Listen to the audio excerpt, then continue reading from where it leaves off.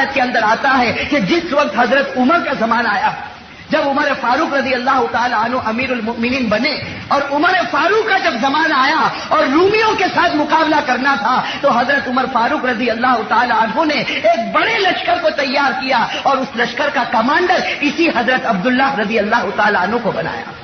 حضرت عبداللہ کو لشکر کا کمانڈر بنایا اور حکم دیا کہ رومیوں کے ساتھ مقابلہ کرنا۔ اب حضرت عبداللہ کے بارے میں ہے کہ اس وقت جوان تھے، تندرست تھے، خوبصورت تھے اور حضرت عبداللہ ہنسنے ہنسانے والے آدمی تھے۔ اب پورے لشکر کو لے کر چلے۔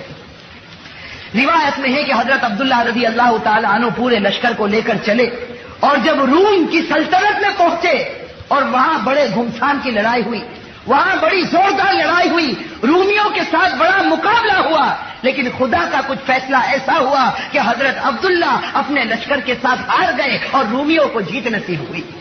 سارے رومی جیت گئے اور حضرت عبداللہ رضی اللہ تعالی عنہ ہار گئے۔ میرے بھائیوں دیکھو کیسے پکے صحابی تھے، ہار گئے۔ پورے لشکر کو روم کے بادشاہ کے سامنے پیش کیا گیا، روم کے حاکم کے سامنے پورے لشکر کو پیش کیا گیا۔ اب سب سے پہلے کمانڈر کو بلایا، حضرت عبداللہ کو بلایا۔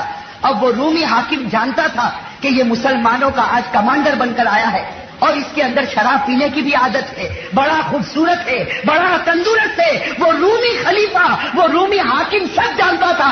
اس نے کمانڈر حضرت عبداللہ کو بلایا اور بلانے کے بعد حضرت عبداللہ کی تعریفیں کرنا شروع کی۔ حضرت عبداللہ کو کہا کہ عبداللہ تم اس وقت مسلمانوں کے کمانڈر بن کر آئے ہو، اللہ نے تمہیں کتنی اچھی خوبصورت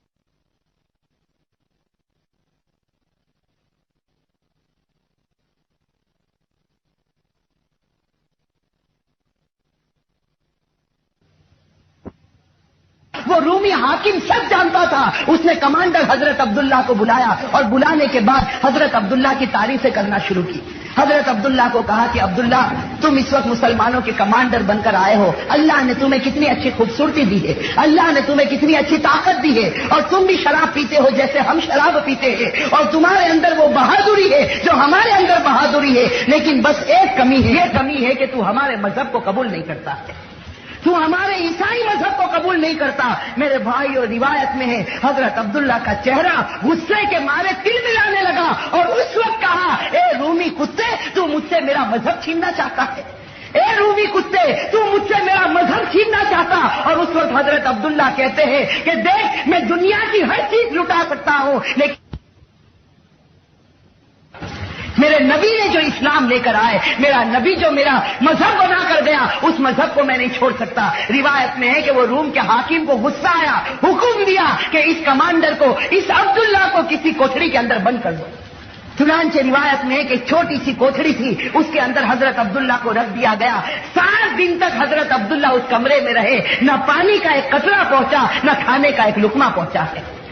7 دن کے بعد وہ روم کا حاکم کہتا ہے مجھے یقین ہے کہ یہ کمانڈر مر چکا ہوگا، یہ کمانڈر ختم ہو گیا ہوگا، پورا کمرہ بدبو مارتا ہوگا، کمرے کو کھولو اور اس کی لاش کو باہر نکالو۔ وہ رومی حاکم کہتا ہے کہ جب دروازے کو کھولا گیا تو حضرت عبداللہ ویسے ہی بیٹھے ہوئے نظر آ رہے تھے، حضرت عبداللہ اسی کمرے میں بیٹھے ہوئے نظر آتے۔ وہ رومی حاکم ان کو باہر بلاتا، حضرت عبداللہ کے بدن میں کمزوری ہے، 7 دن سے کھانا نہیں کھایا، 7 دن سے پانی کا گھونٹ نہیں پیا۔ حضرت عبداللہ کو باہر بلایا جاتا، پھر دعوت دی جاتی کہ تو عیسائی مذہب کو قبول کر لے۔ حضرت عبداللہ وہی جواب دیتے کہ نبی کی محبت کو میں قربان نہیں کر سکتا۔ بس وہ حاکم کو غصہ آتا، پھر کمرے میں بند کرتا اور کمرے میں بند کرنے کے بعد ایک خوبصورت لڑکی کا انتظام کرتا، اس کو آدھے کپڑے پہنا تھا، آدھی ننگی رکھتا، اور اس کے بعد ایک شراب کی بوتل ہاتھ میں دیتا، خنزیر کا گوشت، سور کا پکا ہوا گوشت دیتا اور اس لڑکی سے کہتا کہ جا اس کمرے میں چلی جا، جہاں عبداللہ بند ہے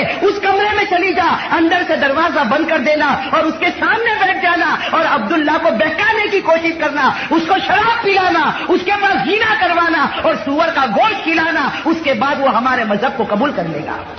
میرے بھائیو اب امتحان کی کڑی آتی ہے۔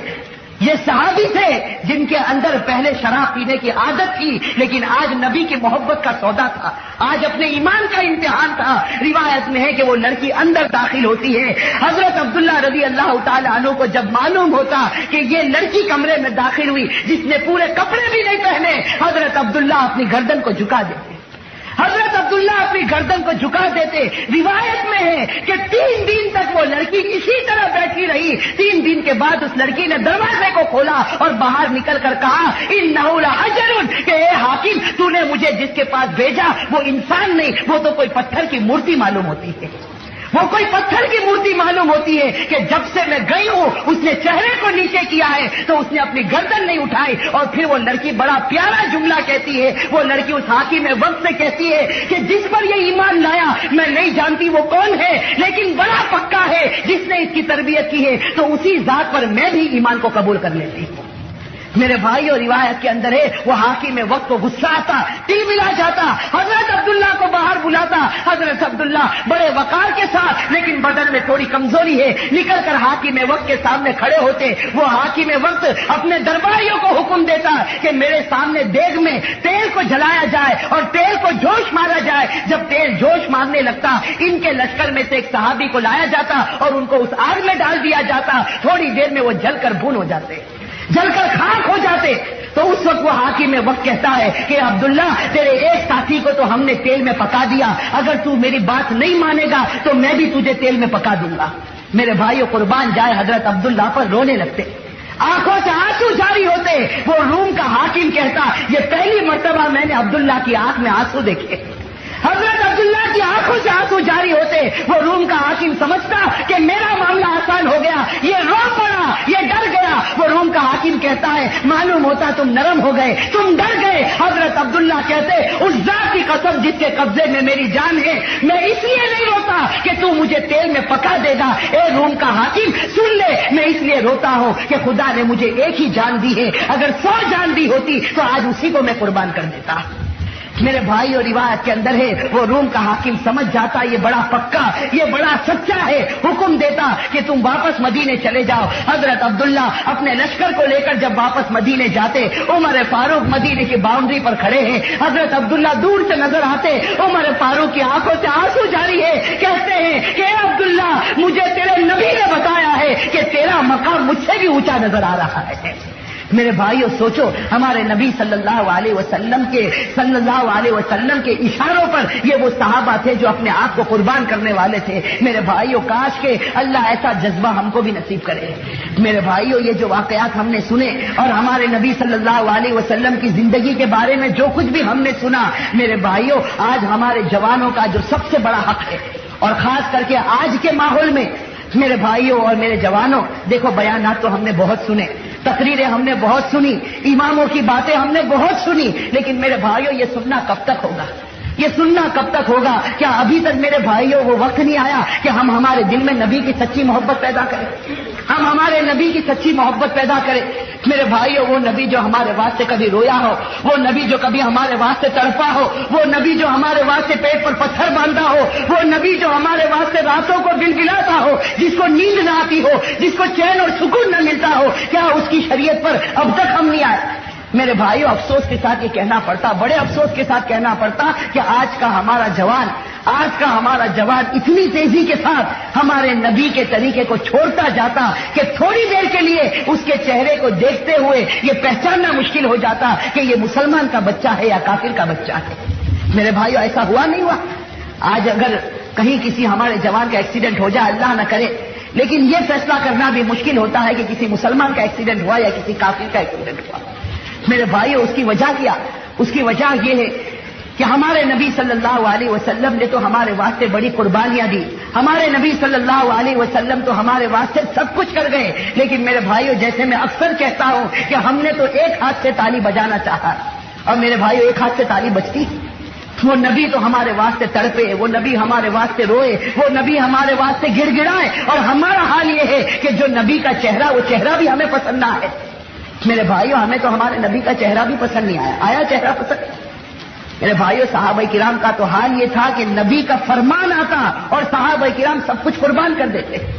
آپ کو معلوم ہے صحابہ کرام رضوان اللہ تعالی علیہم اجمعین ان کے دلوں کے اندر شراب کی بڑی محبت تھی، بھائی شراب کی محبت تھی، اور شروع اسلام میں شراب پینا بھی جائز تھا، شروع اسلام میں شراب پینا جائز تھا، بڑے بڑے صحابہ کرام نے شراب پی، اونٹ کا گوشت بنایا جاتا، اس کے بعد شراب تقسیم ہوتی اور بڑے بڑے صحابہ کرام شراب پیتے۔ لیکن میرے بھائیوں آپ کو معلوم ہے کہ جب وہ آیت کریمہ اترتی ہے جس میں اللہ تبارک و تعالیٰ فرماتے ہیں یا ایھا الذین آمنوا انما الخمر والمیسر والانصاب والازلام رجس من عمل الشیطان فاجتنبوہ، جب یہ آیت کریمہ اترتی ہے کہ ایمان والو یہ شراب حرام ہو چکی، یہ جوا کھیلنا حرام ہو چکا، یہ شیطانی کام ہے، یہ گندا کام ہے، یہ ناپاک کام ہے، اس سے بچو۔ میرے بھائیوں یہ آیت کریمہ کا اترنا تھا، اللہ کے رسول نے حضرت علی کو بلایا اور کہا کہ اے علی مدینے کی گلی گلی میں اعلان کرو الا ان الخمر قد حرم، اعلان کرو کہ شراب حرام ہو چکی ہے۔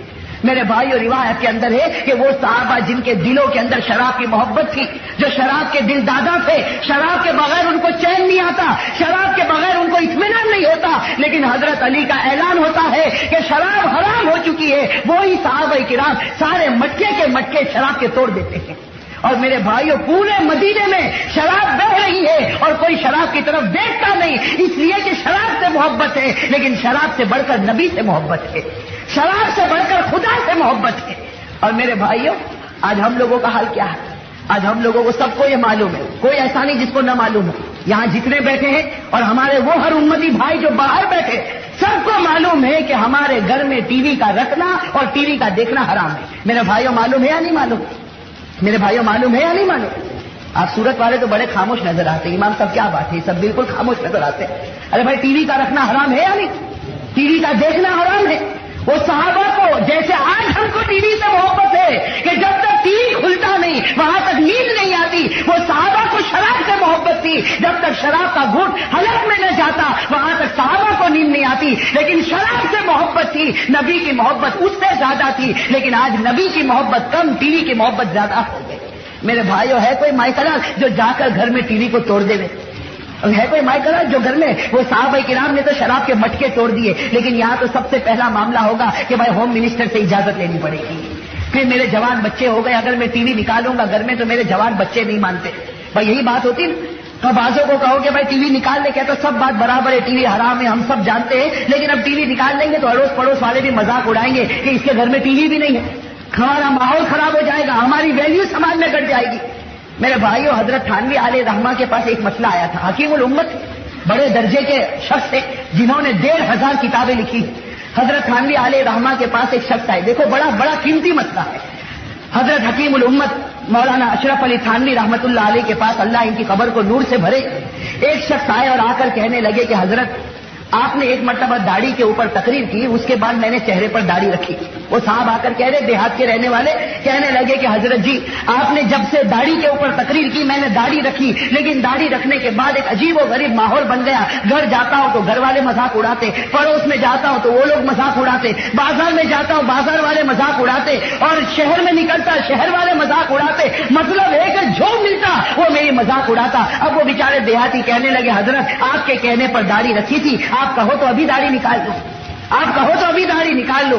میرے بھائی حضرت تھانوی علیہ رحمہ حکیم الامت تھے، کتنا پیارا جواب دیا کہ کہا کہ اے شخص اگر تیرے گھر والے ہنستے ہنسنے دے، اگر تیرے محلے والے ہنستے ہنسنے دے، اگر شہر والے ہنستے ہنسنے دے، جو تیری داڑھی پر ہنستا ہنس لینے دے، انشاءاللہ قیامت کے میدان میں تجھے رونا نہیں پڑے گا، قیامت کے میدان میں تجھے رونا نہیں پڑے گا۔ اگر آج ان کا ہنسنا دیکھے گا قیامت میں روئے گا، آنسو ختم ہو جائیں گے، خون کے قطرے نکلیں گے، لیکن اس وقت کوئی پرواہ نہیں کی جائے گی۔ میرے بھائی آج ہم بھی سوچے کہ ٹی وی ہم نے گھر میں لا کر رکھا اور وہ بھی بہت قیمتی، اور وہ بھی کلرنگ ٹی وی، اور ساتھ میں ویڈیو کا مشین، یہ سب کچھ ہمارے گھر میں، لیکن میرے بھائیوں تھوڑی دیر کے لیے بتاؤ اگر موت کا وقت آ گیا اور ہم مر گئے، قبر میں پہنچ گئے، ہمارے یہ رشتے دار جو ٹی وی دیکھتے رہیں گے، کل قبر میں ہم سے پوچھا جائے گا کہ تیرے مال سے جو حرام کام ہوا تھا آج وہ تیرے گھر میں ہوتا ہے، میرے بھائیوں وہ عذاب قبر کیسے برداشت ہوگا؟ میرے بھائیوں ہوگا برداشت؟ تو میں یہ کہہ رہا تھا کہ صحابہ کو شراب کی محبت تھی، لیکن نبی کی محبت اوپر تھی، شراب کی محبت کمتر تھی۔ آج ٹی وی کی محبت اوپر ہو گئی اور نبی کی محبت کمتر ہو گئی۔ ارے میرے بھائیوں نبی سے محبت ہوتی تو آدمی کا دل اس وقت اس بات پر آ جاتا کہ تو سارے کام کو چھوڑ دے، لیکن نبی کے طریقے کو مت چھوڑ۔ میرے بھائیوں اللہ کرے کہ ہم سب کے دل میں سچی محبت پیدا ہو جائے۔ تو میں یہ کہہ رہا تھا کہ وہ صحابہ کرام جب وہ آیت کریمہ نازل ہوتی ہے کہ شراب حرام ہو چکی اور حضرت علی اعلان کرتے ہیں الا ان الخمر قد حرم، حضرت علی اعلان کرتے ہیں کہ لوگوں سن لو میرے نبی نے فرمایا کہ شراب حرام جاتے اور پورے مدینے میں شراب بیچتی ہے. بلکہ روایت میں لکھا ہے کہ ایک صحابی جن کا کاروبار شراب کا تھا، جن کی تجارت شراب کی تھی، وہ صحابی بیچارے کہیں دور سے ملک شام سے آ رہے، ان کے پاس 10 اونٹ ہے اور ہر اونٹ کے اوپر بڑے بڑے 10 مٹکے شراب کے رکھے. اب میرے بھائیو سوچو وہ صحابی کے کتنے بڑے بڑے ارمان ہوں گے. ملک شام سے آئے اور اس زمانے کا سفر کیسا ہوتا؟ اس زمانے کا سفر آج کی طرح تھوڑی ہوتا کہ آج تو جانے سے پہلے ریٹرن بکنگ مل جاتی ہے. آج تو جانے سے پہلے معلوم ہوتا کہ کون سی تاریخ کو یہ صاحب واپس آئیں گے. اور اس زمانے میں سفر یہ ہوتا کہ جب کوئی سفر شروع کرتا تو سب سے پہلے وصیت نامہ لکھتا. اس زمانے کا رواج تھا جب کوئی آدمی سفر شروع کرتا پہلے وصیت نامہ لکھتا، اپنے گھر والوں کو دیتا. معلوم نہیں کہ سفر سے واپس آئے گا، راستے میں ختم ہو جائے گا. اب وہ صحابی نہ جانے کتنے سال پہلے عرب سے نکلے، مدینے سے نکلے اور ملک شام پہنچے. وہاں جا کر شراب خریدی، اس لیے کہ ملک شام کی شراب سب سے اچھی سمجھی جاتی تھی. تو وہاں سے شراب خریدی اور شراب خریدنے کے بعد کتنے سالوں کا سفر کر کے مدینے کی باؤنڈری پر پہنچے.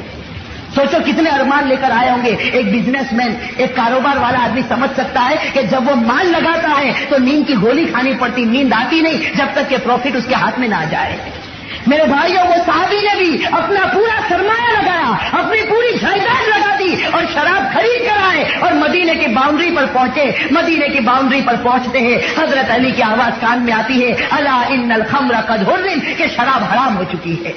میرے بھائی وہ صحابی اپنے اونٹوں کو دیکھتے ہیں، کبھی حضرت علی کی بات کو سنتے ہیں کہ کیا کروں، 10 اونٹ میرے پاس ہے اور ہر اونٹ کے اوپر 10 مٹکے ہیں اور ملک شام سے آئے ہیں. کتنے روز پہلے اپنی بیوی کو چھوڑا ہوگا، کتنے روز پہلے اپنے معصوم بچوں کو چھوڑا ہوگا. آج یہ باپ اپنے معصوم بچوں سے ملنے جا رہا، آج یہ شوہر اپنی بچھڑی ہوئی بیوی سے ملنے جا رہا، نہ جانے کتنے ارمان لے کر اور کتنے نفع کو سوچ کر جا رہا. لیکن مدینے کی باؤنڈری پر پہنچتا ہے تو کان میں آواز آتی ہے کہ شراب حرام ہو گئی. وہ صحابی گردن جھکا دیتے ہیں اور سوچتے ہیں کیا کروں. بس دماغ میں خیال آتا، دوڑتے دوڑتے ہمارے نبی کے پاس آتے. اسی طرح ابھی تو بال بھی برابر نہیں، کپڑے بھی برابر نہیں، پورے بدن پر پسینہ ہے، ہمارے نبی کے پاس آ کر بیٹھ جاتے. میرے بھائیو وہ صحابی کیسے پیارے تھے، کیسے اللہ کے رسول کو چاہنے والے تھے. ہمارے نبی کے قریب آ کر بیٹھ جاتے اور کہتے کہ اللہ کے رسول ابھی ہم نے سنا کہ شراب حرام ہو گئی. وہ صحابی کہتے کہ اللہ کے رسول میں آپ کو گواہ بناتا ہوں، خدا کی قسم میں کبھی شراب کا ایک گھٹ بھی نہیں پیوں گا. لیکن اللہ کے رسول میں 10 مٹکے لے کر آیا ہوں، میں 10 اونٹ لے کر آیا ہوں، ہر اونٹ کے اوپر 10 مٹکے ہیں. میرا بڑا کاروبار ہے، بڑا دھندا ہے، بڑا نفع ہے. اے اللہ کے رسول اتنا بتاؤ، میں شراب پیوں گا نہیں، لیکن اجازت ہو تو اس کو بیچ دوں، اجازت ہو تو اس کو بیچ دوں. میرے بھائیو ہمارے نبی فرماتے ما حرم شربها حرم بیعها. اے صحابی کان کھول کر سن لے، جس کا پینا حرام ہے اس کا بیچنا بھی حرام ہے.